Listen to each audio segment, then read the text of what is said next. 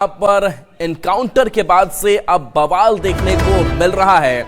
बता दें कि आरा के बिलौटी गांव में हुए एनकाउंटर के बाद से लोग आक्रोशित हैं। घायल भरत तिवारी की मौत के बाद से गांव में उबाल है। पुलिस पर सरेंडर करने के बाद भी गोली मारने का आरोप लगाकर लोग हंगामा कर रहे हैं। मामला इतना बढ़ गया कि पुलिस को लोगों पर लाठीचार्ज करनी पड़ी। लोगों ने भी पुलिस पर पथराव किया है। मौके पर भगदड़ जैसे हालात बने हुए हैं। स्थिति को कंट्रोल करने के लिए कोशिश जारी है। बड़ी संख्या में पुलिस बल की तैनाती है। हालांकि हंगामे के बाद पहले शाहबाद डीआईजी ने कार्रवाई करते हुए शाहपुर थाना अध्यक्ष, 2 दारोगा सहित कई पुलिसकर्मियों को लापरवाही के आरोप में निलंबित कर दिया है। मामला शुरू हुआ था भरत तिवारी के पुलिस को धमकाने से लेकर, जिसके बाद एनकाउंटर हुआ और अब पूरा बिलौटी गांव का इलाका रणक्षेत्र में तब्दील नजर आ रहा है। चंदन हमारे साथ फोन लाइन पर है, न्यूज़ 18 संवाददाता। चंदन, इस एनकाउंटर के बाद से लगातार लोगों का आक्रोश, क्या कुछ मामला हद तक कंट्रोल में आया है, शांति है या फिर हालात और बिगड़ते जा रहे हैं? देखिए, लगातार हालात बिगड़ते जा रहे हैं। अगर इनकाउंटर की बात करें तो जिस तरह से लगातार जो परिवार वाले हैं, जो ग्रामीण हैं, उनका साफ तौर पर कहना है कि जो ये इनकाउंटर हुआ है, क्योंकि युवक भरत तिवारी ने पिस्टल को पुलिसकर्मियों को सौंप दिया था और वो उसने सरेंडर कर दिया था। उसके बाद पुलिस ने उसको पकड़ करके गोली मारी। वहीं 1-2 गोलियां नहीं बल्कि 4 गोलियां उसको मारी गई है। किसी भी आरोपी को, किसी भी अपराधी को पहले पैर में गोली मारा जाता है, लेकिन सीधे तौर पर उसके जांघ में ये 4-4 गोलियां मारी गई, जिसमें इलाज के दौरान उसकी मौत हो गई। लोग आक्रोशित हैं और 100 को लेकर के सुबह 7 बजे से ही सड़क पर उतरे हुए हैं। आरा बक्सर जो 4 लेन सड़क है वो जाम है, हजारों गाड़ियां जो है फंसी हुई है।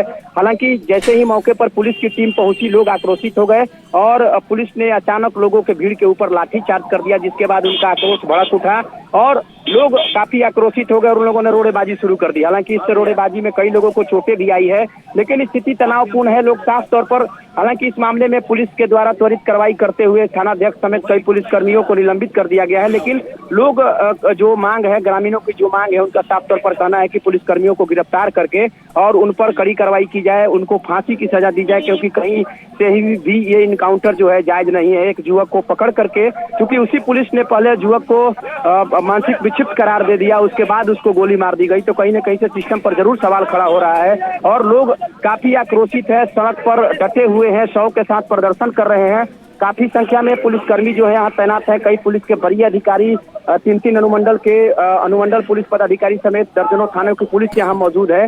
लेकिन लोगों का साफ तौर पर मांग है कि जो पुलिसकर्मी इसमें शामिल है उनको तुरंत गिरफ्तार किया जाए, उन पर कड़ी कार्रवाई की जाए, उसके बाद ये लोग हटने को तैयार है। लेकिन अभी भी लोग काफी संख्या में, हजारों की संख्या में जो लोग है वो सड़क पर डटे हुए हैं और लोग जो प्रदर्शन कर रहे हैं, पुलिसकर्मियों पर कार्रवाई की मांग कर रहे हैं। जी, चलिए, बहुत बहुत शुक्रिया इस अपडेट के लिए आपका। तो देखिए, ये तस्वीर हम आपको दिखा रहे हैं जहाँ पर देखिए किस तरीके के हालात बने हुए हैं। लोगों ने शव को यहीं रखा हुआ है बीच खुले जगह पर, और यहाँ पर देखिए किस तरीके से पुलिस और लोग आपस में भिड़े हुए नजर आ रहे हैं। पुलिस पर साफ तौर से आरोप है कि जब उस शख्स ने सरेंडर कर दिया तो आखिर पैर में उसकी गोली पहले क्यों नहीं मारी गई, और गोली उस जगह पर मारी गई जहां पर उसकी मौत हो जाती है, तो आखिर किस तरीके का रवैया। हालांकि इस पूरे मामले को लेकर के एक्शन जरूर लिया गया है, लेकिन आपको हम उस हालात की तस्वीर दिखा रहे हैं और इस तस्वीर को देखकर आप अंदाजा लगा सकते हैं कि हालात कितने तनावपूर्ण बने हुए हैं और लोगों का आक्रोश थमने का नाम नहीं ले रहा है।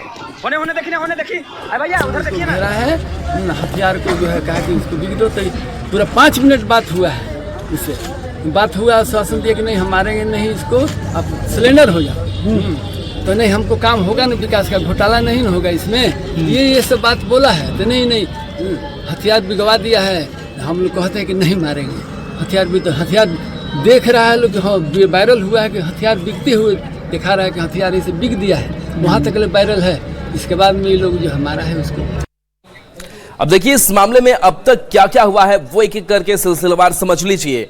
तो एक युवक ने हथियार से पुलिस को सबसे पहले धमकाया था और उसके बाद से ऑपरेशन लंगड़ा, जिसके लिए अब बिहार पुलिस जानी जा रही है, उसके तहत कार्रवाई हुई। घायल भरत तिवारी की मौत हो जाती है। भरत की मौत के बाद से अब तस्वीर आपके सामने है किस तरीके से परिजनों का हंगामा देखने को मिला है। पुलिस पर जानबूझकर गोली मारने का आरोप यहां गांव वालों ने लगाया है। लोगों ने सड़क जाम किया है। जमकर हंगामे की तस्वीर आपके टीवी स्क्रीन पर भी है। और इस पूरे मामले में शाहपुर थानेदार से कई निलंबित कर दिए गए हैं लापरवाही के आरोप में। दूसरी तरफ बात करें तो हंगामा कर रहे लोगों ने पुलिस पर पथराव भी किया। पुलिस ने जवाब में लाठीचार्ज किया, भगदड़ मच गई और फिलहाल हालात काबू में करने की कोशिश जारी है। होने देखिए भैया उधर देखिए ना। और ये 3 तस्वीर आपको इस पूरी घटनाक्रम से जुड़े हुए दिखा रहे हैं। पहली तस्वीर उस जगह की है जहां पर इस एनकाउंटर की घटना को अंजाम दिया गया था और उसके बाद से भरत की मौत हो जाती है। दूसरी तस्वीर आप देख लीजिए जहां पर लोग जुटे हुए हैं, शव को वहीं पर रखा हुआ है और लगातार प्रदर्शन हंगामा देखने को मिल रहा है। जब पुलिस हालात काबू करने के लिए पहुंची, लोग आक्रोशित थे और ऐसे में पुलिस को लाठीचार्ज भी करनी पड़ी। हालांकि इस पूरे मामले में थानाध्यक्ष सहित कई पुलिसकर्मियों की लापरवाही भी सामने आई है, जिसको लेकर के कार्रवाई हुई है, निलंबन उनका हुआ है। बता दें कि हंगामे से पहले शाहबाद डीआईजी ने कार्रवाई भी की है। यहाँ पर देख सकते हैं आप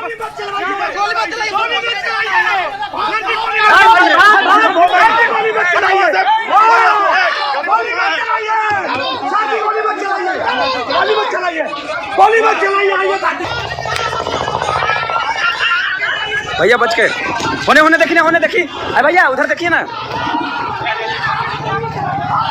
तस्वीर आपको दिखा रहे हैं, यही वो भरत तिवारी जिस शख्स को लेकर के कहा जा रहा है, गांव वाले कह रहे हैं कि इस शख्स ने पहले बातचीत भी की थी कि कहीं कोई दिक्कत तो नहीं होगी, वो सरेंडर कर रहा है, लेकिन आखिर इस सरेंडर के बावजूद उसके ऊपर गोली क्यों बरसाई गई और गोली भी ऐसे चलाई गई जो कहीं ना कहीं मानकों का एनकाउंटर का ख्याल नहीं रखता है। पहले गोली किसी भी अपराधी आरोपी के पैर में मारी जाती है, लेकिन इसके बावजूद गोली उस जगह पर चलाई गई जहां वो संवेदनशील जगह, जिस वजह से मौत हो गई।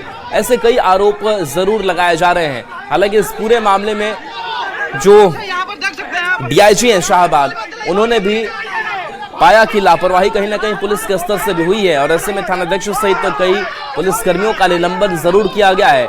लेकिन इसके बावजूद भी भरत की मौत के बाद से लोगों का हंगामा लगातार देखने को मिल रहा है। आप आवाज भी सुन पा रहे होंगे, लोग ये कह रहे हैं जब पुलिस मौके पर पहुंची थी कि गोली आप मत चलाइएगा, गोली आप मत चलाइएगा।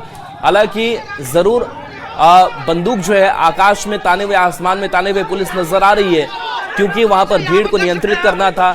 लाठीचार्ज वहां पर पुलिस की तरफ से की गई इन हंगामे के बाद से, लेकिन लगातार लोगों में देखिए किस तरीके से अफरा तफरी है और लोग जो हैं पुलिस को भगाते हुए भी नजर आ रहे हैं और कह रहे हैं कि आप पीछे हट जाइए और ये मामला काफी गंभीर है।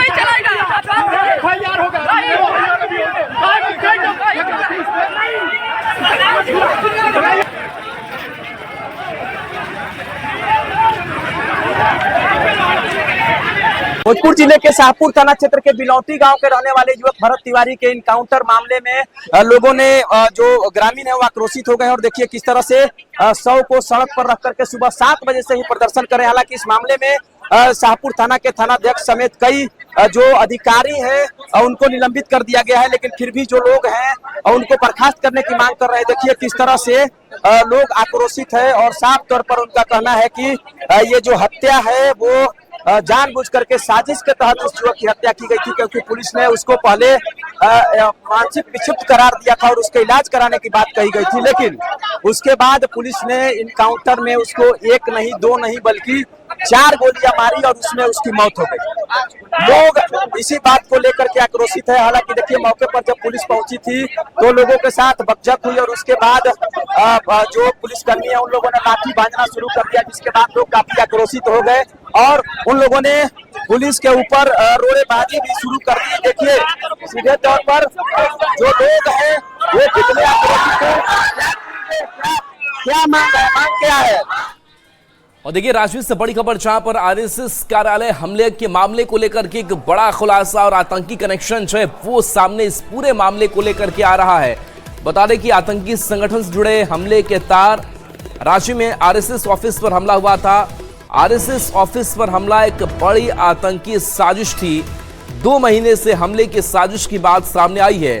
आरोपियों ने हमले का वीडियो बनाया था। हमले के बाद एक शख्स को वीडियो भी भेजा गया था। गिरफ्तार आरोपियों से पूछताछ जो हुई है उसमें ये बड़ा खुलासा हुआ है। तो ये आपको उस दिन की सीसीटीवी फुटेज दिखा रहे हैं जब हमला आरएसएस कार्यालय पर हुआ था। लेकिन जब पूछताछ हुई है इन आरोपियों से, इन जो दो को आप देख रहे हैं, इन दोनों की गिरफ्तारी भी हुई। ओम प्रकाश हमारे साथ फोन लाइन पर जुड़े हुए हैं। ओम प्रकाश, जो गिरफ्तार आरोपी हैं, पूछताछ में बड़े खुलासे हुए हैं कि बड़ी आतंकी साजिश 2 महीने से चल रही थी, क्या और कहा है इन लोगों ने? जी बिल्कुल, अब तक जो जानकारी उसके अनुसार 3 आरोपी इस पूरे मामले में गिरफ्तार हुए हैं, जिसमें कि 2 आरोपी जो हैं उनके द्वारा हमला किया गया था और वीडियो बनाया गया था, जबकि एक आरोपी जो कि टैक्सी ड्राइवर था, जो टैक्सी लेकर वहां पर इन अपराधियों को लेकर पहुंचा था, उसे भी गिरफ्तार कर लिया गया। इस पूरे मामले में कई अहम जानकारियां जो हैं वो सामने आई हैं। खासतौर से इनका लिंकअप जो है वो ऐसे बताया जा रहा है और इसी देखते हुए पुलिस के द्वारा जो है वो अभी भी पूछताछ की जा रही है। इस पूरे मामले में जो खुलासा है वो किया जाएगा। जाहिर तौर पर अगर बात करें तो इसकी तैयारियां जो हैं, जो सुरक्षा जो बल हैं, जो एजेंसियां हैं, उनसे जो पूछताछ हुई है, उनमें ये बातें सामने आई है कि इनकी तैयारियां जो हैं वो 2 वर्ष पहले से चल रही थी, जिसमें से जो आरोपी है वो विदेश भी गया हुआ था और कहीं ना कहीं वहीं से इस पूरे साजिश की तैयारी हुई थी, पटकथा लिखी गई थी और उसके बाद आरएसएस कार्यालय पर ये हमला किया गया। खासतौर से अब देखते वक्त इस पूरे मामले में जब पूछताछ हो जाती है, तमाम चीजें स्पष्ट रूप से सामने आती है कि और क्या कुछ तार जो है वो जुड़ते हैं। जो जानकारी हमें सूत्रों के हवाले से मिली है उसमें पाकिस्तानी कनेक्शन भी जो है अब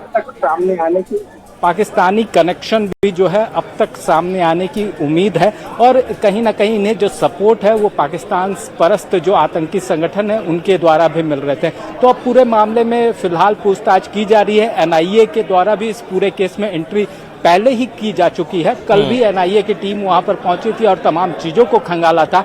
उसके बाद पुलिस के द्वारा तमाम आरोपियों को गिरफ्तार भले ही कर लिया गया हो, लेकिन एनआईए की एंट्री हुई है तो कहीं ना कहीं इसमें बड़े तार की आशंका पहले से ही थी।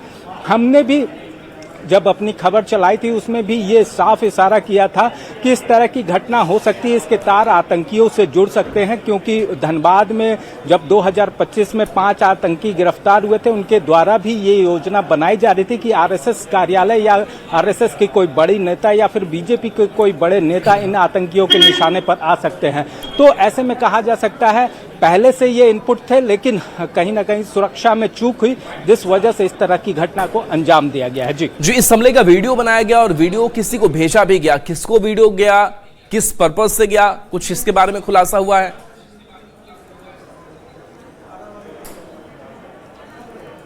जी, जो जानकारी है एक शख्स को भेजा गया है और जो भी अब तक सूत्रों के हवाले से जानकारी सामने आ रही है, ये इसके जो तार है न सिर्फ देश से बल्कि विदेशों से जुड़े हुए हैं। तो जो संभावना व्यक्त की जा रही है कि विदेश में ही बैठे किसी आतंकी संगठन के लोगों को ये वीडियो जो है वो सेंड किया गया था और उसे भी खंगालने की कोशिश की जा रही है कि आखिर वो कौन शख्स था जिसके पास ये पूरा वीडियो भेजा गया और किस तरह से इस वीडियो बनाने का मकसद क्या था। क्या इस हमले के बाद और कोई बड़े टारगेट को जो कहा जाए तो हमला करने की योजना थी। इन तमाम चीज़ों को लेकर फिलहाल पूछताछ है।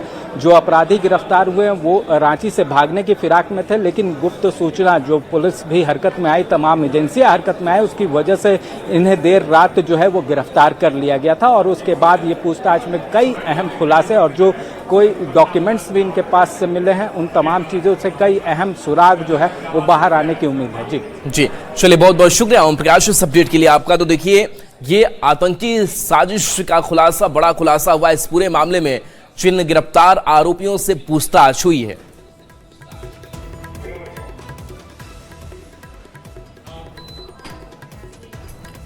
तो देखिए, ये वीडियो फुटेज भी आपको दिखा रहे हैं और बताया जाता है कि सिर्फ हमला ही नहीं किया गया था, इस हमले का बाकायदा वीडियो बनाया गया और इस वीडियो को किसी शख्स के पास भेजा भी गया है।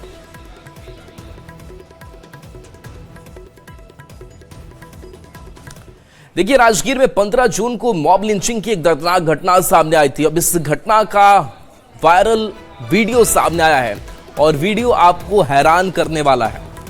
बता दें कि चोरी के आरोप में पिटाई हुई थी जिसमें 2 युवकों की मौत हो गई थी। एक युवक की पिटाई का वीडियो वायरल है। वीडियो में देखिए हैवानियत की सारी हदें पार है, जिस वीडियो को हम पूरी तरीके से दिखा भी नहीं सकते हैं। 15 जून को ये पूरी घटना मॉब लिंचिंग की हुई थी, जब चोरी के आरोप में 2 आरोपी की पिटाई हुई थी, उनकी मौत हो गई थी। झुनकिया बाबा मंदिर की यह घटना थी। मामले की जांच के लिए एसआईटी गठित कर दी गई है। मलमास मेले में चोरी की घटना को लेकर के ये मॉब लिंचिंग हुई थी।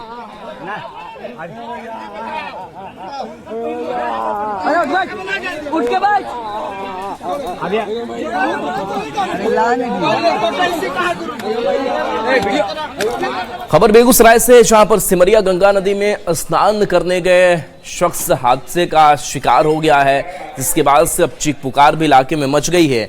बताया जा रहा है कि 2 सहोदर भाई समेत 3 युवक के डूबने का मामला सामने आया है। घटना के बाद एसडीआरएफ और गोताखोर टीम के सदस्य रबर बोट की सहायता से शव को ढूंढ रहे हैं। घटना को लेकर स्थानीय लोगों ने बताया कि तीनों युवक को डूबते किसी लोगों ने नहीं देखा है, लेकिन गंगा नदी तट से उसका एक बाइक, तीनों भाई का कपड़ा, मोबाइल, हेलमेट और बाइक की चाबी मिलने से परिजन तीनों के डूबने की आशंका जता रहे हैं।